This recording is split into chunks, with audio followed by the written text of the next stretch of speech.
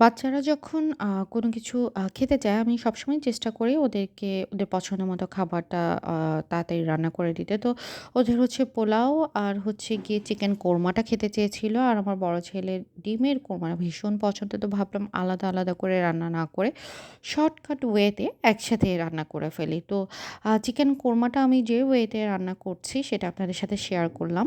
পেঁয়াজ বাটাটা একটু গোল্ডেন ব্রাউন করে আস্ত আ আ গরম মসলা দিয়ে দিয়েছি। তারপর পেঁয়াজ বাটা, কাঁচামরিচ বাটা, বাদাম বাটা, জায়ফল, জয়ত্রী একসাথে বাটা দিয়েছি। আর হচ্ছে আদা বাটাটা দিয়ে আমি ভালো করে এটাকে একটু কষিয়ে নেব।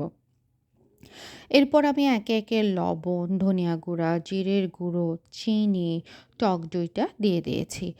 আর হচ্ছে গিয়ে সাথে রসুন বাটাটা দিয়েছি। রসুন বাটাটা আমার ছিল না দেখে পরে একটু থেতো করে আমি এখানে দিয়ে দিয়েছি। আর মসলা যত বেশি রোস্ট বলেন আর যেটাই বলেন রান্না করবেন মানে মসলা যত বেশি কষাবেন টেস্টটা তত বেশি ভালো আসবে। তো যখন মোটামুটি মসলাটা ভালো করে কষানো হয়ে গেছে, কাঁচা গন্ধটা চলে গেছে, আমি চিকেনগুলো দিয়ে দিয়েছি। এরপরে একটু বেরেস্তা দিয়ে দিলাম। বেরেস্তা দেওয়ার পরে কাঁচামরিচ দেব।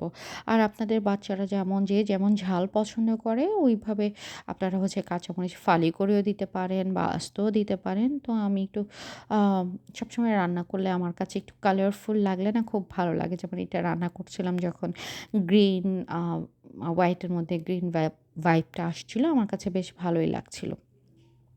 এরপরে একদম লিকুইড দুধ দিয়ে দিব। দিয়ে হচ্ছে গিয়ে এটাকে আরও আ ১০ মিনিটের মতো হচ্ছে গিয়ে চুলায় রাখবো।